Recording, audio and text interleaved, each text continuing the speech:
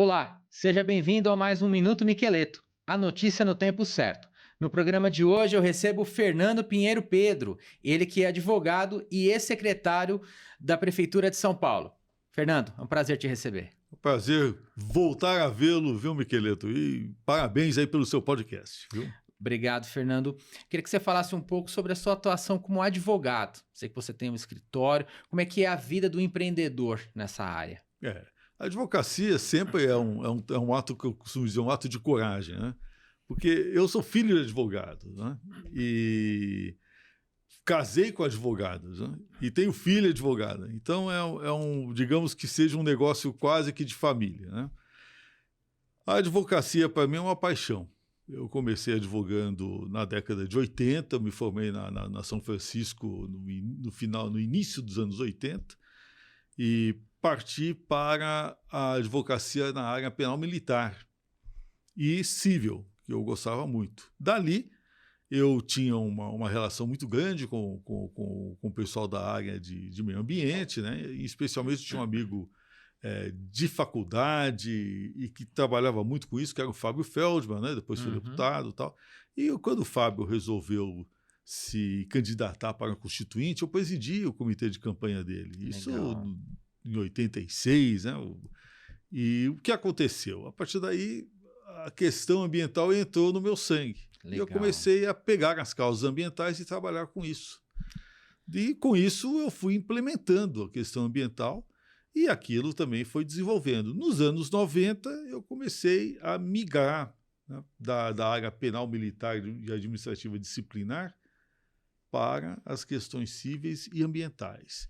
E sempre buscando trabalhar muito no que a gente chama de a consultoria prévia, né? Trabalhar um pouco antes de que o conflito ocorra, né? Então eu fazia muita parte de consultoria estratégica. E aí eu desenvolvi uma advocacia especializada, eu me considero um dos pioneiros, né? Os jurássicos, né? Dessa área, e acompanhei muito a implementação do direito ambiental, porque como eu assumi a presidência da Comissão de Meio Ambiente da OAB, fui o primeiro presidente da comissão aqui em São Paulo, e a partir daí começamos a implementar uma série de normas legais que construíram hoje o direito ambiental no Brasil. Então eu comecei a trabalhar com a massa que eu mesmo ajudei a preparar, né? Legal. E é um tema muito oportuno, né? Meio ambiente, você precisa estar sempre atento com as mudanças climáticas, as questões que envolvem o mundo, né? Ah, sim. A advocacia na área ambiental é uma advocacia de prevenção e previsão. E a questão ambiental é uma questão voltada muito para a previsibilidade e a prevenção face aos danos ambientais. Não adianta nós corrermos atrás depois que os danos ocorrem. Danos ambientais podem se prorrogar por décadas, por gerações. Então é muito importante trabalhar na prevenção. Então isso traz toda uma revolução no que a gente chama de conceito de controle territorial, né? No conceito de planejamento. Então é um campo muito gostoso, vasto e muito interessante, né? Atrapalha muito a militância, né? O militante tem uma visão muito curta a respeito da questão ambiental. Imediatista, né? E a gente procura trabalhar com uma profundidade maior. E um planejamento, né? Tem que planejar. Como é que você enxerga o posicionamento dos governantes em relação a esse sentido? Muito primário, até hoje, né? Nós já temos aí, do período que a gente começou a trabalhar dos anos 80 para cá, são 40 anos, né? Trabalhando com a questão ambiental. O que a gente vê? A administração pública ainda não acordou para o processo. Eles ainda continuam vendo a questão ambiental como uma questão secundária, a gestão ambiental administrativa como uma gestão voltada para lidar com ONGs, militantes da causa e indivíduos românticos. E quando os problemas começam a acontecer, eles começam a trabalhar só no nível de emergência. Então a administração pública no Brasil ainda é muito reativa, né? Ela só começa a se preocupar com a questão ambiental depois que o dano ocorre, né? É o famoso enxugar gelo, né? vive enxugando gelo, né? E o pior que gelo a gente não enxuga, né? Esse que é o problema. E acaba ficando deteriorada a situação e aí vai causando diversas situações. Uma atrás da outra, né? Você teve uma passagem pela Prefeitura de São Paulo, você foi secretário, né, de uma pasta importantíssima que deveria ter tido uma visão um pouco mais futurista nesse sentido. Como é que você resume o que você teve naquela época e o pós a sua gestão? Eu tive, para falar a verdade, eu tive 2 passagens, né? Porque eu fui secretário do Verde e do Meio Ambiente lá na época do Régis Oliveira, né? O que a gente chama de secretariado a jato, né? Porque o Régis ficou um mês praticamente, né? Depois voltou o Pita e tal. Mas ajudei naquele período, antes de assumir a pasta, eu ajudei a criar a pasta, né? Com o Werner Zulauf na década de 90 e tal, no período ainda do Maluf, né? Então, a questão da gestão ambiental sempre me interessou. Aí, quando o Ricardo Nunes assumiu a prefeitura após a morte do Bruno Covas, a primeira pessoa que ele chamou fui eu. Ele me convidou, falou, olha, eu tenho uma secretaria que não foi montada. O Bruno previu a secretaria num decreto de remodelação da administração, mas ele não nomeou ninguém. Ela tá vazia, tá vaga. Na verdade, a secretaria não existia, né? Aí eu falei, a área de mudança climática. Eu falei, eu topo, esse eu topo. Sou especialista na área. Essa me interessa. Está aqui né? o meu currículo. Não, falou, vamos fazer, isso aí é para trabalhar. Então, a gente praticamente criou a secretaria. Legal. Né? Eu fui nomeado num dia, cheguei lá, não tinha nada, nem mesa. Né? Nossa. Então, nós começamos do mobiliário, parte do mobiliário do gabinete de secretário até hoje foi doado por mim à secretaria. Então, caramba, veio lá a mesa de reunião, que era uma mesa do século XIX que a gente tinha. Minha ex-mulher me ajudou muito, a Edna, porque a gente tinha uma casa antiga, então os móveis vieram, né? E móveis muito bonitos, por sinal. Né? Então a gente fez um gabinete. Montou uma estrutura, né? Montou uma estrutura, começou Legal. a chamar, comecei a buscar funcionários. Como não tinha como montar aquilo, eu comecei a roubar os funcionários das outras secretarias. Vamos migrar, né? Foi migrar. Daí montamos um quadro e aí começamos a fazer a agenda. Né? Então, para mim, foi um curso, foi um aprendizado do que é fazer a gestão pública a partir do zero. Né? E foi uma boa experiência do ponto de vista administrativo, do ponto de vista de realização. É muito gostoso quando você pega do zero e você começa a ver os resultados saírem na outra ponta. Né? Então, foi um trabalho que eu agradeço muito a oportunidade que me foi dada. Viu? Foi muito legal. Eu cheguei a te entrevistar na época, eu era repórter da Gazeta de Santo Amaro, e ver políticas públicas voltadas para essa área é muito interessante, né? E é uma área que você sabe, Miqueleto, que mais do que nunca esta é de previsão, né? Porque quando a gente fala em questão climática, é algo que está acontecendo, né? Mudanças climáticas é pleonasmo, né? O clima muda. Então, nós temos que estar cuidando sempre da previsão, da prevenção e da resiliência, capacidade que o ser humano, que a nossa sociedade tem de resistir aos eventos extremos do clima. Eu ia te perguntar, uma das recentes entregas feitas pela Prefeitura de São Paulo foram sobre os ônibus elétricos, né? Algo que o senhor defendia muito na época que o senhor estava lá. Como é que o senhor enxerga, mesmo o senhor não estando mais lá, mas as suas ideias seguem? Seguem, mas foram um pouco desvirtuados, né? Eu explico por quê. Quando eu vi a meta de colocar 20% da frota de São Paulo com ônibus elétricos, eu bati o olho naquilo e falei, olha, a eletricidade é bem-vinda, mas é preciso que haja os ônibus. Né? Na época, a ideia que se tinha era de importar os ônibus. Né? Os ônibus chineses são um monobloco de alumínio. Então, o que acontece? Eles são muito leves e o peso deles está no equipamento e nas baterias, que são de 2 toneladas, 4 toneladas. Né? Então, o que acontece com isso? Um ônibus desses, se sai do centro, chega a Sapopemba, Miqueleto, ele chega torto. Não tem condição. Não é por outro motivo que a SP Trans, né, a nossa engenharia de transporte de São Paulo, né, do município, é padrão na América Latina toda. Né? ela que estabelece como é que os ônibus são feitos em São Paulo, né? Como é o chassi, como é que pode ser feita a carroceria e tal. E aí eu falei, olha, para que isso ocorra em São Paulo é necessário que, primeiro, tenha uma indústria nacional. Uhum. Então, na minha gestão, eu briguei muito com o próprio prefeito, porque ele tinha pressa de implementar o projeto. Eu falei, não, nós só vamos começar a trabalhar se a gente tiver condições de buscar isso na indústria e na engenharia nacional. Até que as chamadas integradoras começaram a se preparar para fazer a entrega. Então, nós tivemos 1 ano de ato até que esses ônibus começassem a poder ser adquiridos. Fomos atropelados pela pressa.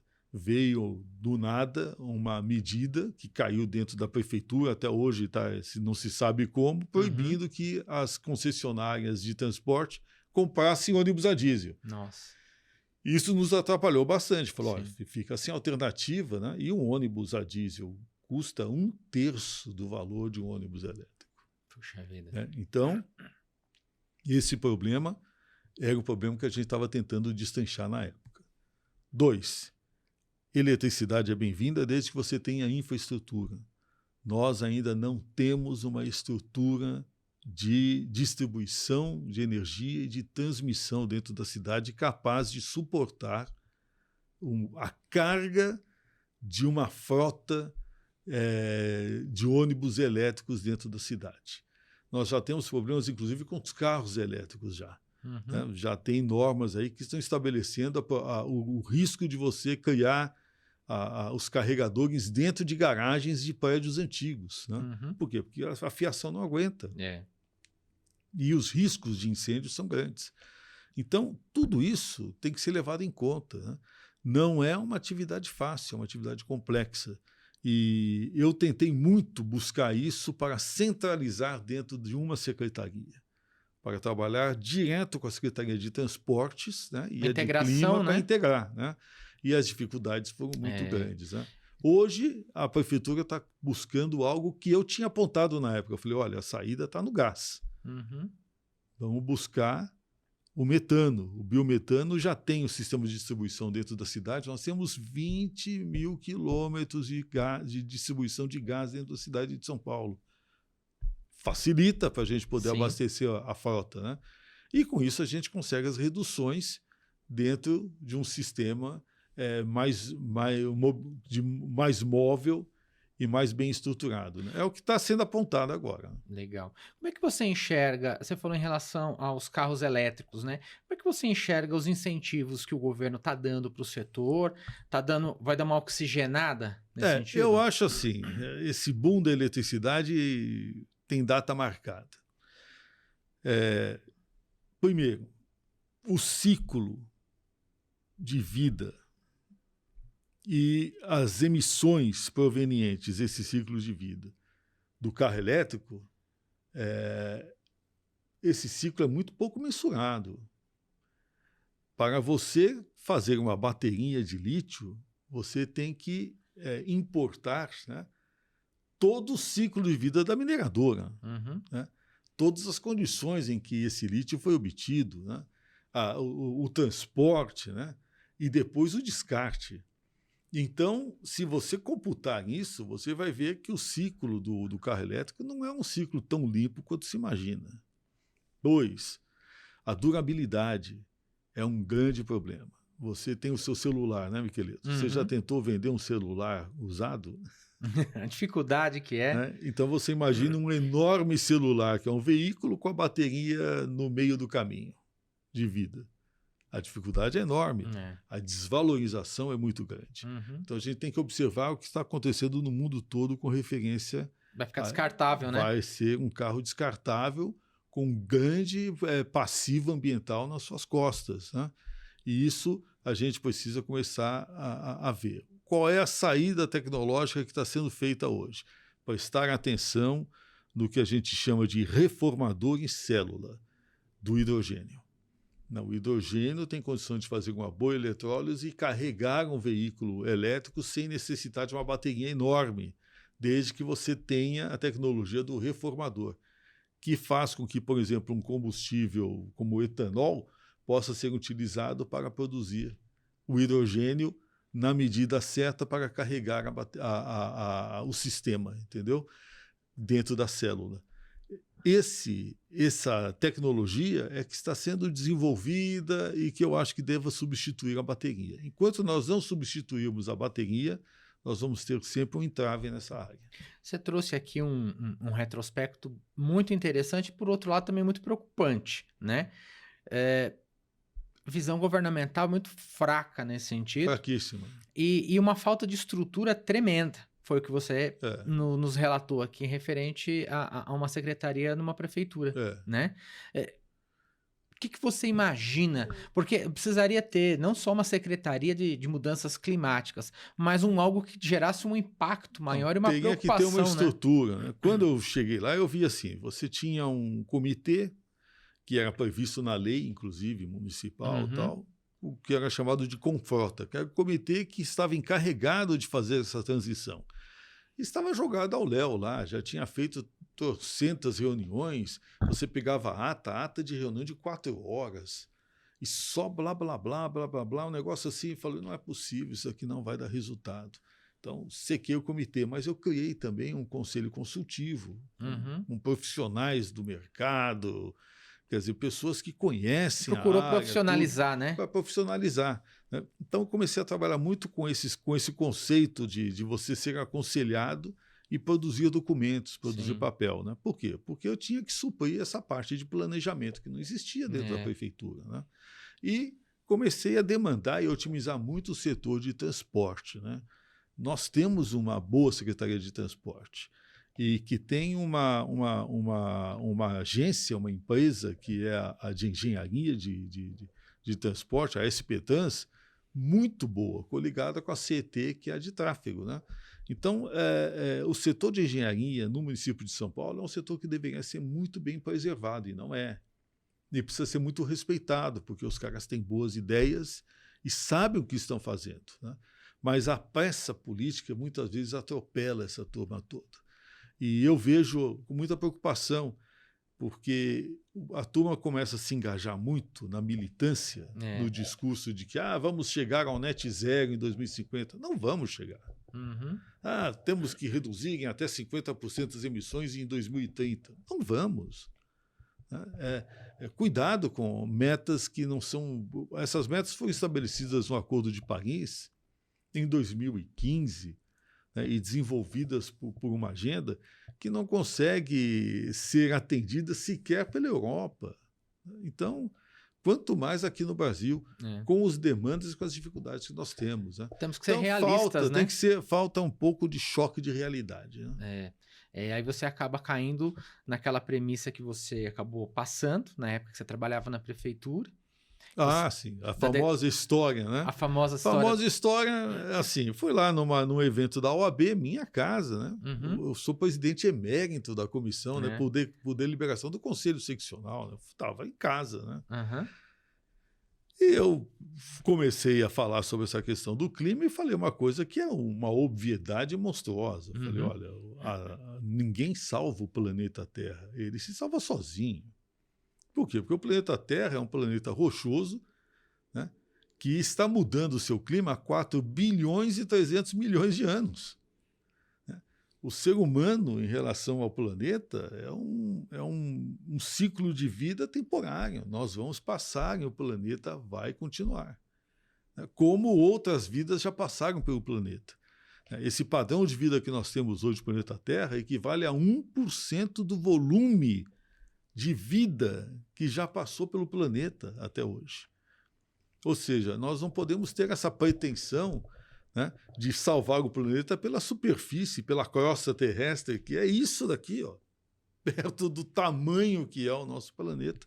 Nós não temos controle sobre o Sol, não temos controle sobre o interior do planeta, que muda, nós estamos vendo os terremotos, os vulcões. Né? Isso tudo se projeta para a atmosfera. Temos que cuidar da nossa qualidade de vida? Temos que controlar a nossa poluição? Com certeza. Temos que verificar a nossa influência nos climas da Terra, porque não é o clima, nos climas da Terra, né? Os microclimas mudam em função das nossas atividades. Mas temos que ser humildes. Né? E aí levanta lá uma salvadora do planeta, que é mais uma das militantes que a gente conhece, fala, não, nós temos que salvar o planeta, tal. Esse salvacionismo, tipo Capitão Planeta, né? É uma coisa que muito nos prejudica enquanto gestores, porque retira a seriedade do discurso, né? E engaja a população num discurso falso de militância, né? Num salvacionismo que não existe, né? E foi esse o choque. Quando eu vi a moça histérica lá bradando, eu fiquei quieto. Primeiro que eu sou bem educado, né? Segundo que eu espero as pessoas terminarem de falar, né? Bom, pano rápido, passou mais de 30 dias esse episódio, o episódio aparece em um monte de lugares ao mesmo tempo, ou seja, foi uma armação, né? Onde só aparecia o discurso dela me atacando, né? Não tinha as respostas. Disseminaram, né? Disseminaram. E uma coisa assim absurda, você vê jornalistas importantes, gente que deveria ser responsável, né? Falando que absurdo falar que o planeta se salva sozinho, mas está escrito. O editor da revista Nature, que é a especialista revista especializada na área, fala exatamente a mesma coisa. Né? O planeta fica e nós passamos. Então, ninguém falou nada demais, entendeu? As pessoas começam a brigar por coisas óbvias, né? Aí eu fui começar a pensar nisso. Primeiro, pedi a demissão na hora, né? Tive uma conversa com o Ricardo, falei, olha, isso aqui não pode chegar no gabinete, porque obviamente que o alvo principal não era o secretário, era o prefeito. Era o prefeito, né? Então a gente Você fazia parte da engrenagem. Da engrenagem, né? Segundo, que estava patente que eu estava incomodando lobbies, né? E você sabe que a gente estava batendo duro na questão dos mananciais, estava batendo duro na questão dos ônibus elétricos, né? E estava batendo duro numa série de questões relacionadas à própria administração interna da prefeitura. Então, foi um casamento de fatores, né, que levaram à minha impossibilidade de permanecer onde eu estava, né? E isso foi usado. Eu aprendi muito com o episódio do ponto de vista de você sempre olhar às suas costas. Né? É o jogo, né, é o jogo. Fernando? É o jogo. Faz parte do jogo. Você mencionou a Prefeitura de São Paulo. Eu ia te falar sobre a periferia. A periferia sofre muito. Né?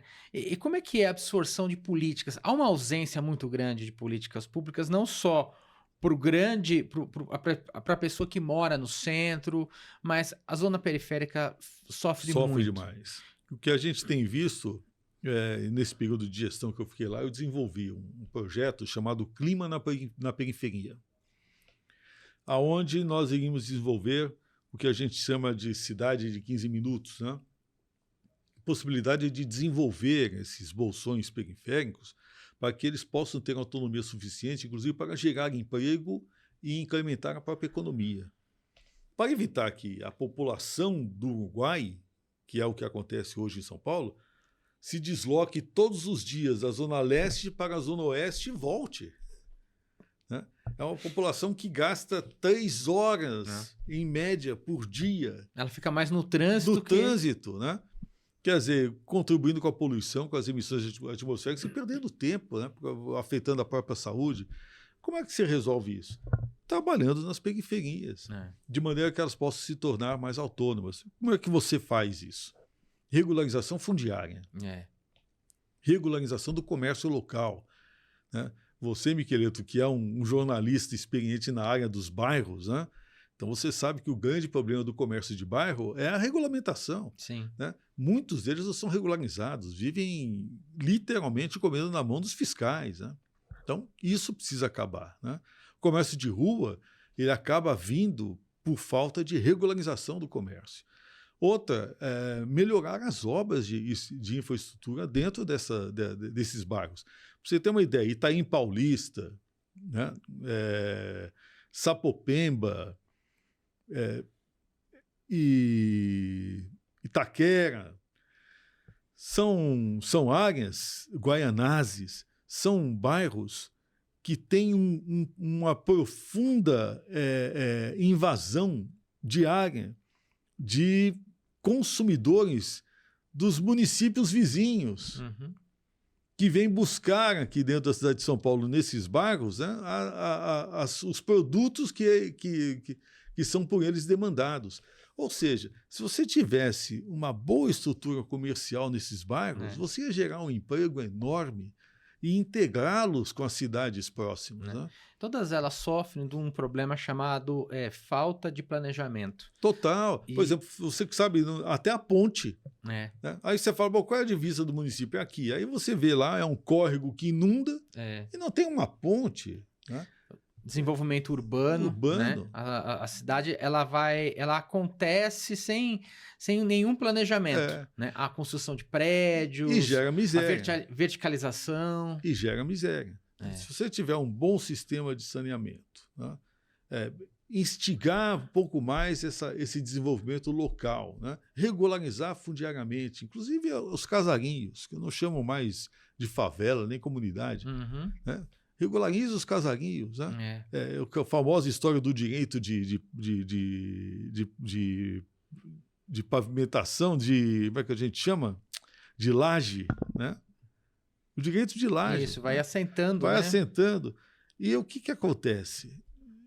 Por falta desse tipo de visão administrativa para a solução do problema, você tem aqueles administradores que falam a melhor forma de resolver esse negócio é tirar o povo daqui e escalá-los para uma fila burocrática para buscar a habitação do outro lado da cidade nos conjuntos habitacionais. Isso não tem lógica. Você tira daqui e põe lá. O cara tira de cá, o cara que sai daqui vai para lá, muitas vezes aluga lá e volta para cá. Que é o que a gente sabe que tem acontecido. Acontece muito. Então, essa visão extremamente burocrática e desconectada com a realidade local, ela não pode mais ocorrer. E isso sim tem problemas climáticos sérios. Quando você tem chuva, você tem os deslizamentos, você tem as áreas de risco inundadas, você tem uma falta de previsão, de prevenção, né? E um descontrole absoluto, né? Das administrações regionais das cidades. Né? As subprefeituras, elas não têm autonomia e elas deveriam ter. Elas ficam vendidas, São vendidas completamente. Recentemente tivemos lá no Jardim Pantanal a situação das enchentes lá que se perde pelo nome, literalmente. Jardim Pantanal é Pantanal porque aquilo era um pântano, aquela região. Né? Aquela é uma área que já tinha problema de alagamento, aí vem uma fábrica, aterrou uma área que era justamente por onde a água escapava, então ele é um lago contínuo. Né? E assim, há anos, décadas que eu vejo aquele problema e falo, mas meu Deus do céu. Né? Não, esse é um problema recorrente. Recorrente, né? Vai precisar fazer um ladrão aqui, né? Estabelecer. Hoje, o nível do rio, por falta de trabalho, de derrocamento e como é que a gente dessassoreamento, né? Faz com que naquela área do Jardim Pantanal o nível do rio às vezes esteja acima do teto nível, do rio do que do nível do bairro. Isso não pode acontecer, né? E isso envolve um trabalho sério que tem que ser realizado pelo governo do estado e pelo DAE. Né?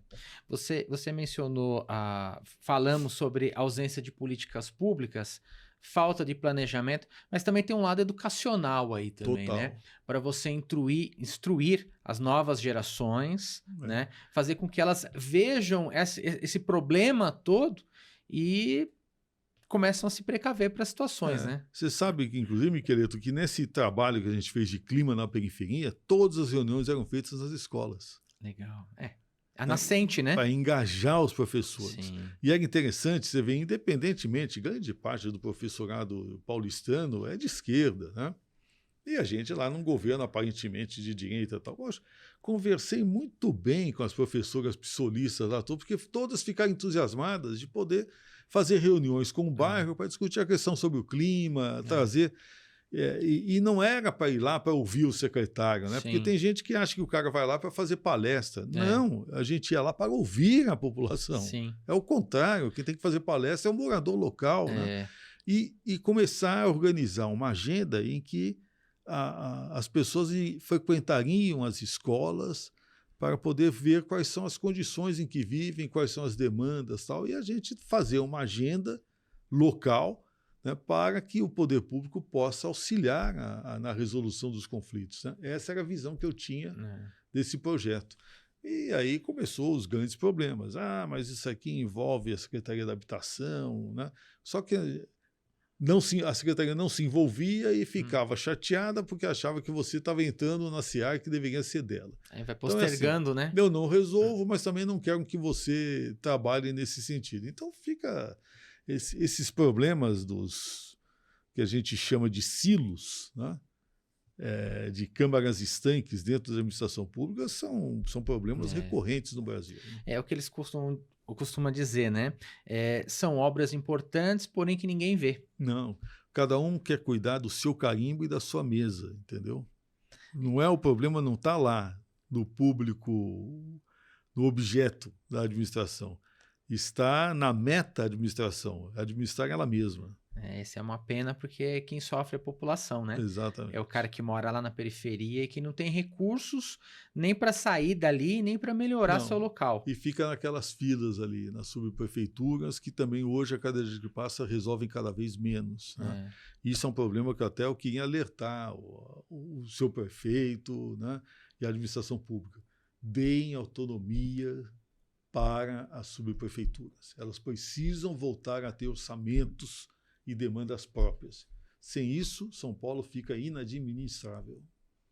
É verdade, você falou um ponto... Até na comunicação. Né? Os jornais de bairro saem perdendo com essa falta de autonomia das subprefeituras. Me corrija se eu estiver errado. Não, né? a comunicação regional é importantíssima, né? Ela tá ali na nascente, né? E ela retrata exatamente o que acontece no bairro, né? É a fonte mais confiável que tem. Porque a grande imprensa, ela não chega no bairro. Não. Né? Então, a mídia local, ela dá esse suporte. Ela é extremamente importantíssima. E é o jornalzinho que o velhinho lê. Né? Naquelas ruas todas ali. É o produto que ele consome, né? Que ele consome.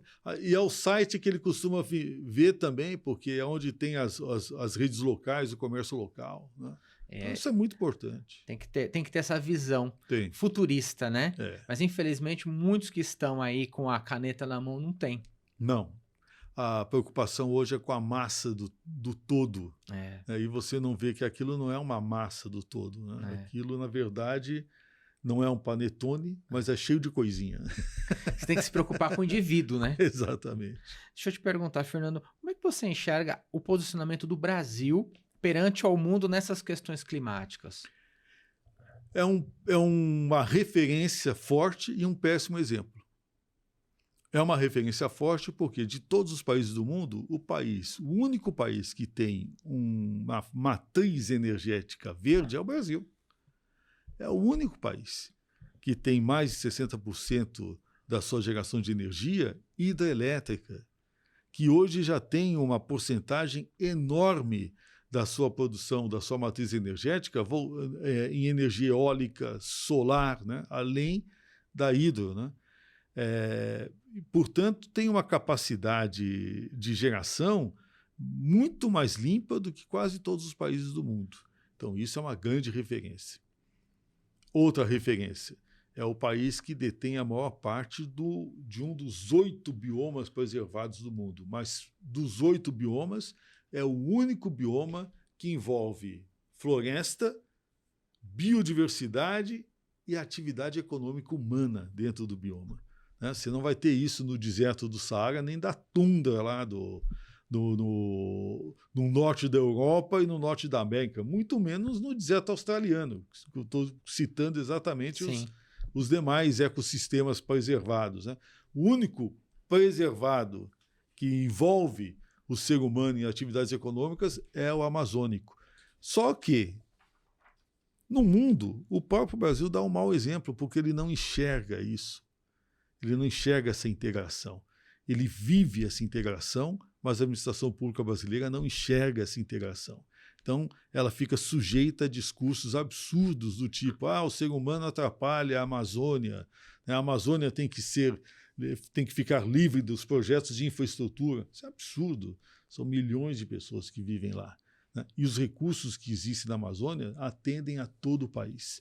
Então, nesse ponto, nós vamos ter a COP30 agora, nós vamos ter um problema seríssimo. Né? A COP30 realizada numa cidade com um saneamento péssimo, num estado que tem um índice de desenvolvimento humano baixíssimo, né?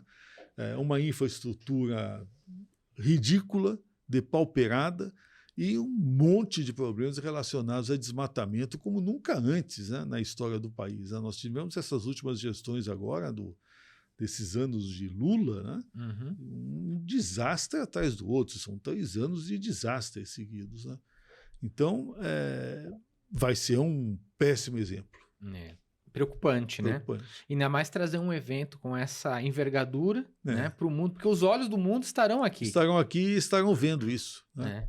E é um case triste de ser retratado, né, para mostrar para o mundo que estamos despreparados. Aliás, viramos um país que tem um juiz de Suprema Corte condenado pela lei Magnitsky lá, quer dizer, apenado pela lei Magnitsky por ferir os direitos humanos. Né? Então não precisa falar mais nada. Tá certo. Fernando, obrigado pela presença. Antes de finalizar, temos o Tiro Curto e Jogo Rápido. Vamos lá. Um quadro nosso aqui, tá? Com perguntas e respostas rápidas, com temas bem oportunos aí, tá bom? Planeta Terra em uma palavra. O ponto azul. Política ambiental bem-sucedida. O PROCONV, que é o programa de controle veicular que desde a década de 80 reduziu em 30, 40 vezes o volume de emissões dos veículos no Brasil. Um erro comum no debate climático. Acredito que existem vários, né? Mas eu estou te pedindo um só. Deslocar o ser humano da questão ambiental. Energia do futuro. Fusão nuclear. E o que você diria hoje para o seu sucessor na Secretaria de Mudanças Climáticas? Watch your back. Fernando, foi um prazer te receber, muito obrigado, foi uma honra, bate-papo super agradável, tá? E para você que curtiu o nosso programa, compartilhe o nosso conteúdo e até a próxima.